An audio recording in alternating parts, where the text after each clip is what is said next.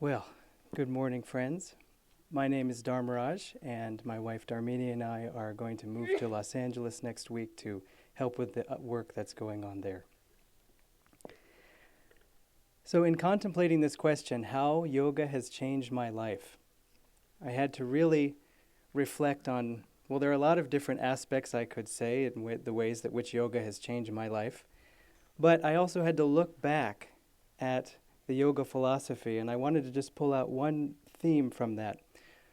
Yogananda writes in the book God is for Everyone that the universal impulse of life is to avoid pain and find pleasure in the lower life forms. And then in the higher life forms, which we can count ourselves among, it is to avoid suffering and find happiness. He said pleasure is counterfeit happiness. So at this point, we're looking for happiness and avoiding suffering. And that's what brought me to the path. I know it's brought many of us to the path.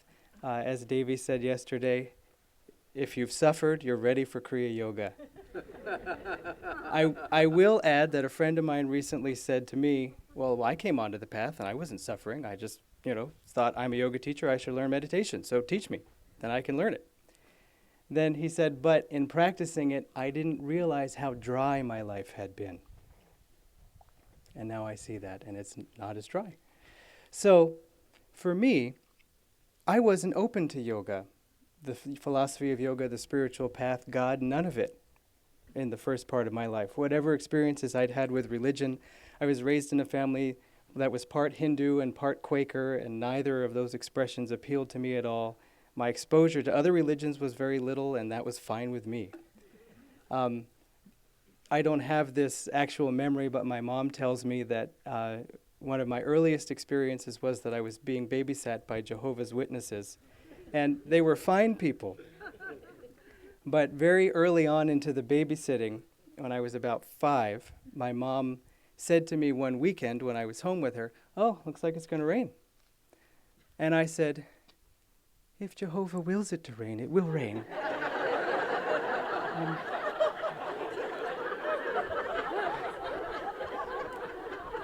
So she called the babysitter and said, thanks, but obviously nothing wrong with that statement, but it wasn't my choice. It wasn't by my own will that I was making that statement. So, just like Anandi, there were two drives that I had in my life, two things that really struck me. Even as a child, I wanted to know what was true. I had to know what was true. And so I approached that by the only tool I saw in front of me, which was logic and science and mathematics. And so I just pursued that with great energy and gusto. And I studied computer science and I studied mathematics, and I saw, okay, in this I have found a path to ultimate truth about every aspect of reality. In this mathematics I will find my ultimate fulfillment.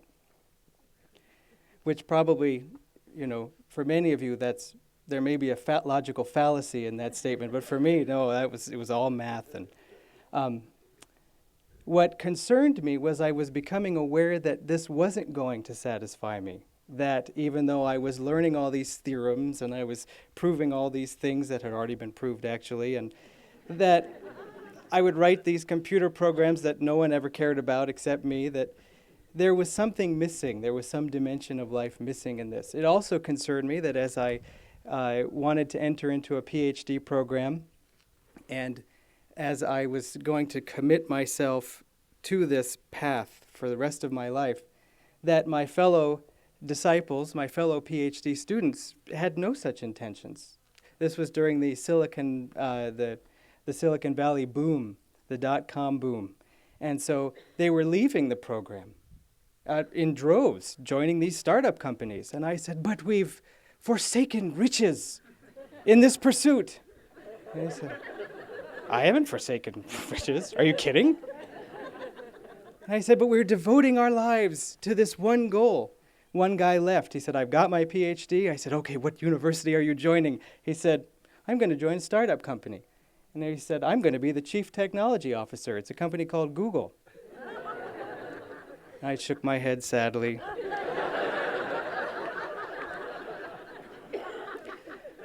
He still is the chief technology officer of Google. So that concerned me, and so I suffered, because I knew I'm on the wrong track somehow, but I don't know what, so let's keep going. The other part of my life the other fulfillment I was seeking was in love. And this was in college, and I fell in love, and then I had my heart broken. And this caused me great suffering. I was completely shattered in this. And you may think, well, I mean, college, find someone else, the whole thing. It wasn't that dramatic of a suffering. It wasn't like a car accident or a loss of, a dear one or something. But for me, it just flattened me. And Swami Kriyananda has said that sometimes it takes just a touch of suffering in this life to reawaken all the sufferings we felt in the past and say, I don't want that. But what do I want? So my college offered free counseling to students, and I thought, okay, I'll avail myself of this because my model of life with all my axioms and theorems and postulates and everything did not see this coming at all. So I must be missing some part. So I went into counseling saying, I need help. So I talked to this counselor for many, many months, and over actually 2 years, once a week, talking to her when I was in college, just cleaning out the psychological closet. And it was fascinating to see these things and have a different perspective. She was wonderful. Finally, she asked me at the end of close to the end of the 2 years, let's do an experiment. Ask yourself, in 10 years, she said, what would be the thing that you would most fear to happen? The one thing you don't want to happen 10 years from now. And I said, in 10 years from now, I don't want to be lonely. She said, yes. Good. I said, because I want love. She said, very good. And I said, because love, marriage, relationship is the ultimate union. It's effortless harmony. It's eternal springtime.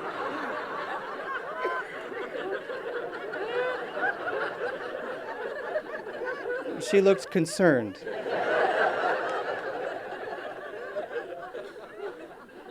And she said, the love you're talking about is divine love. And she said, you will never find that in another human being.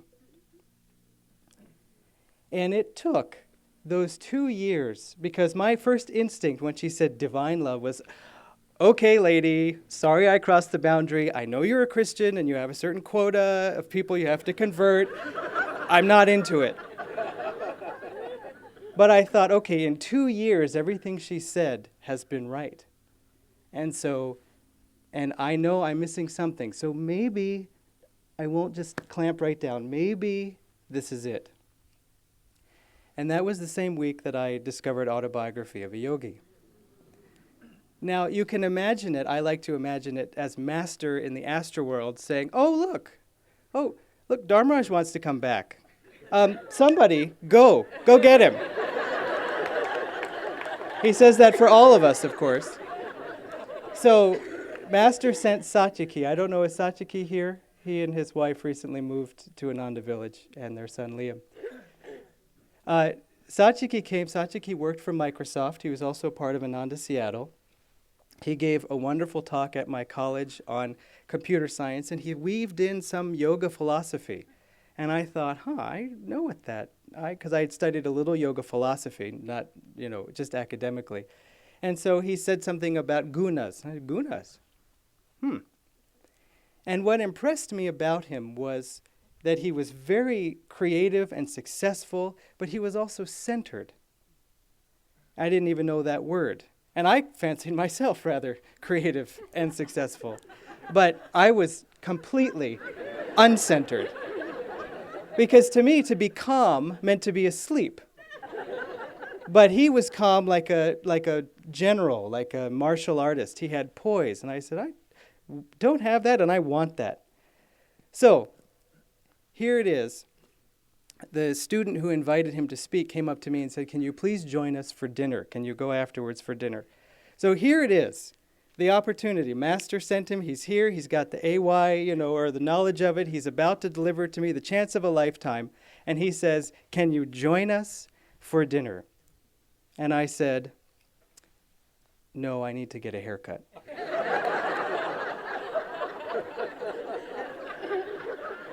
And then then he said, no, the dinner isn't for an hour. And I said, "Okay, I have physics homework." And he said, "Please, just come." And so in that moment, I looked at him, and Satiki was just winding up a power cord for some equipment that he had brought. And I thought, and a voice in my head said, "Something is being offered to you." So I said, "Okay, I'll go." And so he introduced me to Autobiography of a Yogi, and that book changed my life. But it was all through that suffering. It was that suffering that opened me up to be open to something else beyond what I had experienced. And Master says of suffering that it is God's way of persuading us. And you can ask, well, why does he have to persuade us that way? And I like the answer Haridas has given. Divine Mother does these things because she gets lonely. And she wants us to call out to her. She wants us to think about her again. But Master, even in saying when you break God's laws, that's what causes you suffering, he softens it and he says, and pretty bad laws they are too. He said, if you put your hand in the fire, God will not say, "I love you." He will burn you. He said, but he doesn't want you to put your hand in the fire. He has given you the freedom to put your hand in or keep out. Why do you try the fire? And so that's what do we do when we put our hands in the fire? Well, what does a child do? As Devarshi was so beautifully saying yesterday, a child cries. And that's all we need to do is just cry out. Divine Mother, why? Ow! I burned my hand on delusion again. Why did you let me do that? You're supposed to look after me. You just let me walk into that fire. Master said, give God the blame for your mistakes. And it always took a while to kind of wrap my mind around that, because after all, I should be responsible for my mistakes. It's not God's fault. But if a child burns its finger on a flame, do you blame the child? What's the matter with you? No. You say, "Oops, sorry, how did you get to the fire?" And so it's the same with us. Because Divine Mother has made the fire so entrancing that delusion is to the point where you say, it says, "Here's the fire," and you say, "I'm not going to touch you. I'll burn my hand." It says, "Oh, no, you won't." Say, "Oh, okay."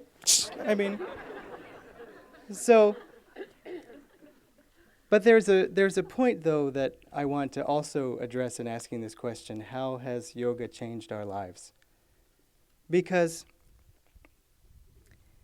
in the Gita it says, and this in a way addresses the fact that in some ways yoga hasn't changed our lives. And I'll explain what I mean. The Gita says a failed yogi is reborn in a prosperous home or to a family of yogis. And sometimes in reading this statement we can think, okay, I guess that's what I have to look forward to, because, I don't think... It's just the opposite. It's that we were yogis before, and that's why we're here now. This is the life after that one. No, I'm serious. It says, he recovers the yogic discrimination he attained formerly and sets himself with even greater zeal to achieve final spiritual liberation. The power of former yoga practice is sufficient to impel, as it were, the reborn yogi on his upward path. As Anandi was saying, 23rd birthday, nothing's right. I've got to do something about it. Being impelled back toward the spiritual path.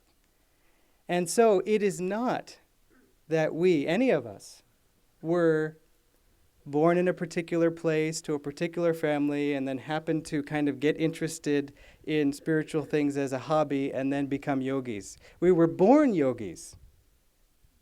And we happened to have to work out some karma in the first part of life before we came back to the spiritual path. And what is that drive? What is that yearning? Well, the yearning, of course, the yearning that we're impelled towards in our hearts is for yoga itself. Yoga means union. And I'd like to close with a song, which I will read the words to, not sing. Partly because I don't know the melody. But this is a song Swami Kriyananda wrote 2 weeks ago. And it describes, in my mind, perfectly that yearning for final union. It's called Through a Long and Lonely Night. Through a long and lonely night, I've whispered your name. Through the pains and joys of life, I'm always the same. Tempt me no longer, this world's not for me. I have known all its charms. Fold me now in your arms, make me free. Lifetimes have passed, I've called out to you through hope and despair. Lifetimes I've known the goals that I sought awaited nowhere. Help me remember, there's one goal alone. All I am is yours. All I've done is yours. I'm your own.